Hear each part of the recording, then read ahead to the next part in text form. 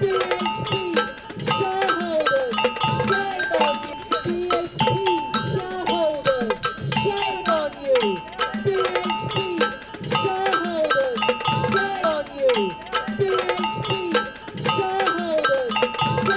you look at the top 100 companies in the UK on the London Stock Exchange, they get about 70% of their income, their revenue, from overseas. The biggest sectors of the UK economy, apart from financial banks and insurance companies, are big mining and big oil. The most significant figure I want to mention, which are the carbon emissions for which our big oil and big mining corporations are responsible for. Now we're talking about companies like BP, Shell, Rio Tinto Zinc, BHP Billiton, big mining corporations, and Anglo American. Between the five of them, they're responsible for 8 times more carbon emissions than is actually generated by the whole population of the UK.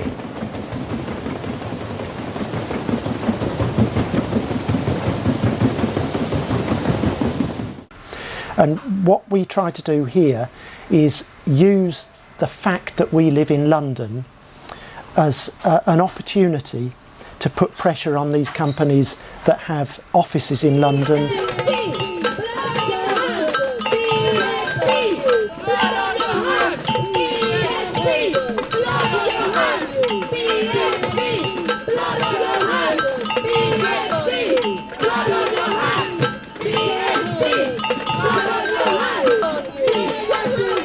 And one of the key things that we use in this struggle is the fact that two of those three companies, Anglo American and BHP, have their annual general meeting or their annual shareholders meeting in London. And we have bought a handful of shares in those companies so that we can attend those annual general meetings and raise issues that people in affected communities want us to raise. So basically it's an opportunity to tell the investors of the company how are things going on. The people from La Guajira, the Wayuu and the Afro communities have been battling this corporation on their own grounds, not really through the national government, because they have not really been backed by the national government. We try to bring these concerns to the companies in London, to their investors, to legislators, to put pressure on those companies to restore people's livelihoods, to stop forced relocations, to attend to the environmental impacts of the mine, which include disappearance of water sources, coal dust pollution in air and in water, and huge use of water in an arid area. Dismantling corporate power relies upon building power within and between groups of people who are directly affected by that corporate power. And so the main way that we work at Coal Action Network is we facilitate connections and learning and sharing between communities that are fighting coal. That way we keep the root causes of climate change at the center of the conversation.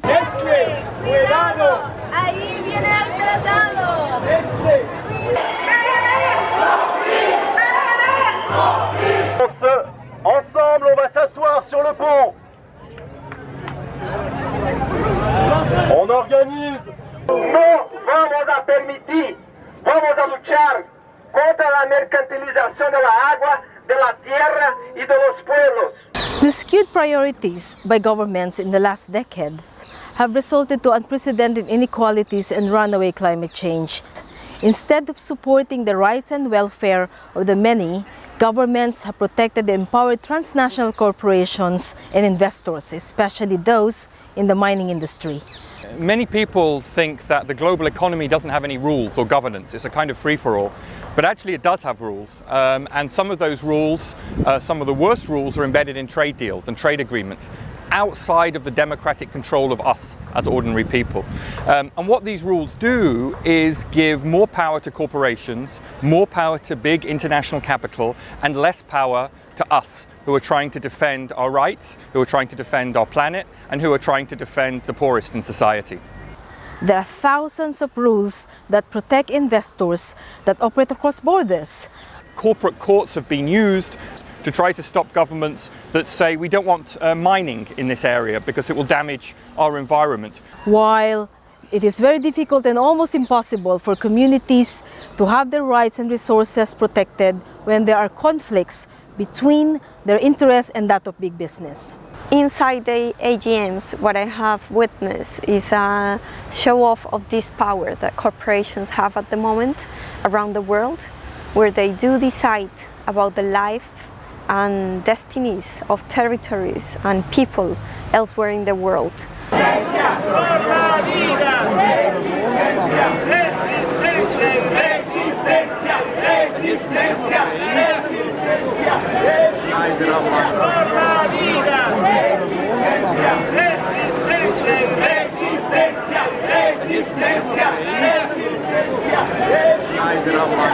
In the last 5 years, the various groups and movements that have been pushing for a UN binding treaty on transnational corporations as part of the global campaign to dismantle corporate power had been actively pushing for the rights of people and rules for corporations. And we believe that creating a new treaty at a UN level, at a global level, which tells governments you must hold corporations based in your country to account for their human rights abuses is absolutely vital. We are saying that human rights norms and principles must have more importance over trade and investment treaties. At the same time, states and their governments should develop and follow laws that protect those that are fighting abusive practices and destructive operations of corporations. And where communities and activists live in countries where they can't get any justice, where they can't control corporations that have abused their human rights, we believe they should have an international mechanism so that they can do that. They can go to the UN and they can challenge corporations, and those corporations can be held to account.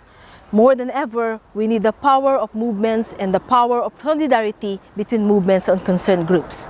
Making transnational corporations accountable for their violations is not just necessary, it is also realistic.